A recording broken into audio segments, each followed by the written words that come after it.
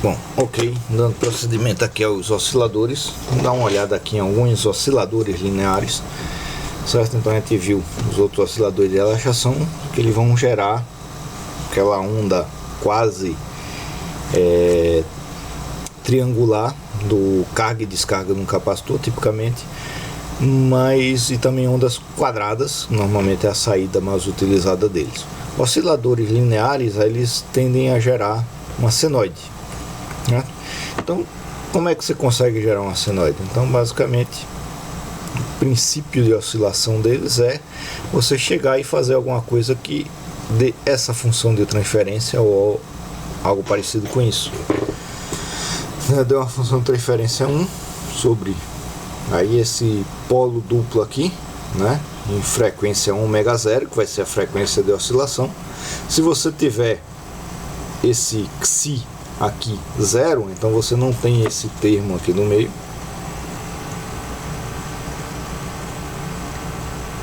E com Xi 0, você não tem esse termo aqui no meio, você vai ficar 1 sobre 1 mais S ao quadrado sobre ω0 ao quadrado, certo? Então você tem um polo duplo em ω0 que vai dar justamente uma oscilação em ω0. A resposta disso daí é justamente uma senoide de amplitude estável. Se esse Xi for maior do que 0,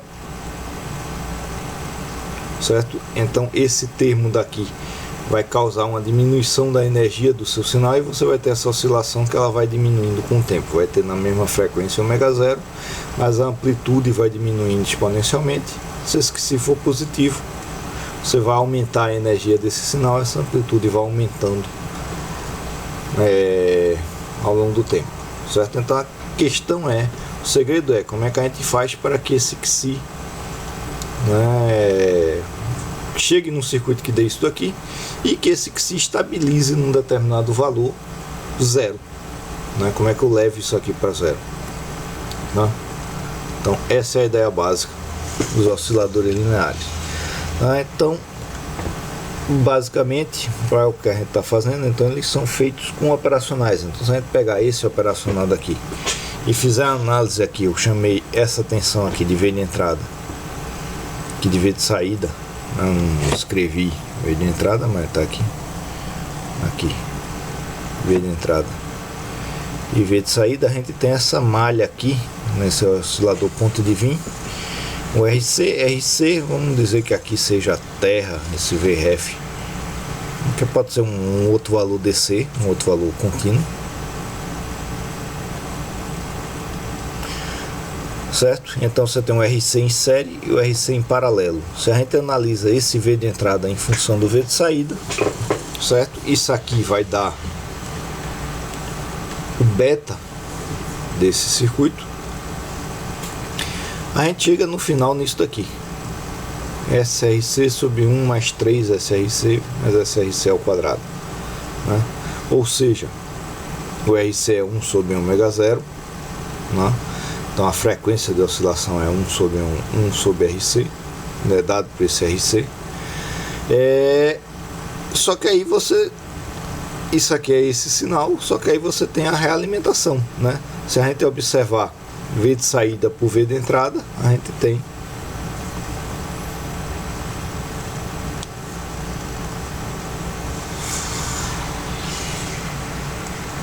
o ganho.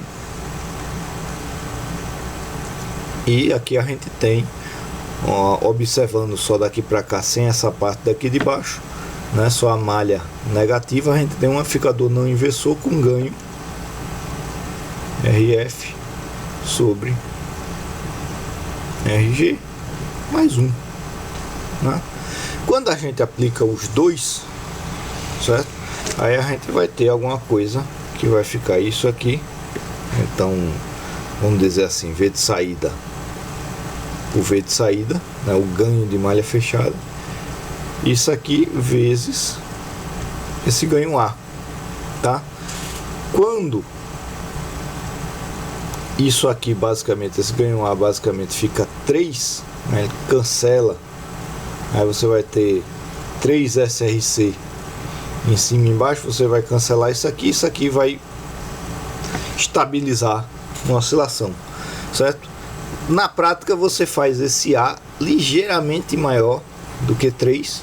Para quê? Para que isso aqui aumente e ele sature o operacional para estabilizar essa oscilação. Na hora que satura o operacional é como se você tivesse uma diminuição do ganho e você estabiliza a oscilação desse circuito. Esse é um método, certo? Outro método é você acrescentar um outro elemento não linear, né? Então, por exemplo, então isso aqui foi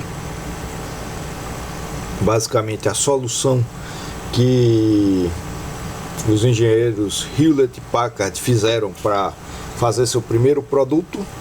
Foi um gerador de função senoidal, né? Eles pegaram e acrescentaram aqui uma resistência com uma lâmpada, certo? E qual é a característica da lâmpada? A lâmpada ela esquenta muito, né? Então a resistência que esquenta muito, e na medida que ela esquenta ela aumenta a resistência dela. Então na medida que a amplitude do sinal vai aumentando, essa resistência aqui da lâmpada aumenta, diminui o ganho disso daqui, certo? Então essa lâmpada faz com que isso aqui ele estabilize numa amplitude tal, sem precisar saturar o operacional, que faz com que a saída disso aqui fique bem senoidal, fique uma senoidal bem limpinha, certo? Então esse foi a solução que o Hewlett e o Packard tiveram e que começaram a sua empresa, a Hewlett-Packard, né? Hoje em dia já se quebrou em várias outras empresas, né? Mas uma grande empresa, né? O produto inicial deles foi esse daqui, esse oscilador, certo? Aí esse daqui vai funcionar com a frequência de oscilação dada por RC, né? O ômega 0 é 1/2πRC, né? E a ideia básica é essa. A ideia básica é que você tenha um operacional e você tenha um circuito aqui que ele realimente aqui positivamente a sua tensão, né? Então você pode ter aqui, no caso, esse aqui é um operacional que está com a ligação positiva, mas você pode ter um operacional com um ganho negativo. E aí você precisa de um circuito que ele defase o seu sinal em 180 graus, né? Para que ele volte para o operacional na mesma fase que estava e faça uma oscilação positiva, certo? Então essa é a ideia do oscilador, do deslocador de fase. Tá, então aqui tem duas versões dele, uma versão com apenas um operacional, outra versão com outros operacionais aqui ligados de buffer, né? E a ideia básica dele aqui é que você tenha, né? Então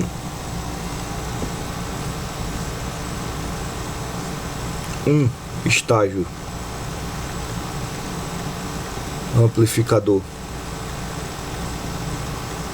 inversor, certo? Significa então que desse sinal daqui ele vai aparecer do outro lado amplificado e invertido com a fase contrária. E aí você bota aqui uma rede RC, então o mesmo RC, tá vendo? RC, RC, RC, de modo que aqui você tem uma defasagem de daqui para cá, você tenha uma defasagem de 60 graus, mais 60 graus, mais 60 graus, então você tem uma defasagem total de 180 graus. Aqui o seu sinal apareça então menor por conta dos vários R6 e invertido, né? Então aí você bota, faz com que o ganho que você tem aqui seja a mesma queda de tensão que você tem aqui. O seu sinal aqui ele vai estar todo filtrado por esses 3 R6, vai estar o mais limpo possível, numa amplitude menor, né? Mesmo que ele distorça aqui com a saturação do operacional, você consegue pegar um sinal relativamente limpo aqui. Nesse caso você vai pegar um sinal num ponto de alta impedância. Agora, e essa conta aqui desse RC diretamente aqui é meio difícil de você fazer, certo? Agora se você isolar eles três, então é a ideia desse aqui, aí você vai ter esse circuito. Nesse circuito aqui você tem os 3 R6, cada um com a defasagem de 60 graus, Para você ter uma defasagem de 60 graus, significa que a queda de tensão aqui é de 1/2, né? A atenuação de cada etapa desse, né? É cosseno de 60. Então você vai ter uma atenuação de 1/2 nessa etapa, aí um buffer só para isolar esse RC desse, mais 1/2, mais 1/2, né? Então você vai ter uma queda total de 1/8 de sinal. Você passa para um amplificador com ganho de 8, certo? Então aqui vai dar um pouco mais de 8, né? Então 1500, né? 1.5 mega sobre 180K, então 150 sobre 18.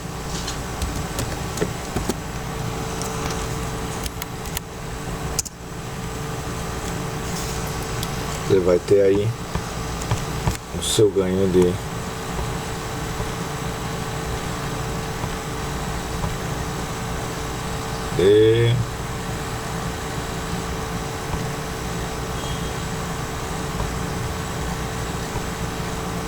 50 dividido por 18. Tem um zero aqui na frente.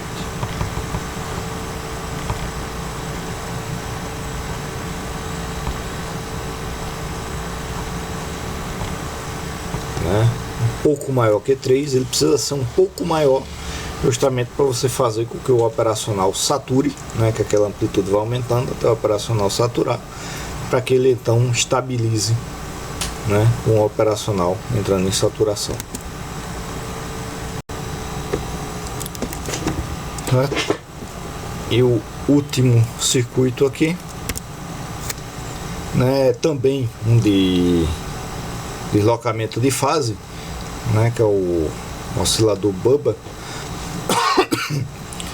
Você tem de novo os circuitos RC, RC, RC, RC, que só que você tem 4 RC, né? Então cada um desses vai ser responsável por um deslocamento de 45 graus, o que faz então que se você pegar o sinal aqui e o sinal aqui, ele volta desfasado de 90 graus um do outro,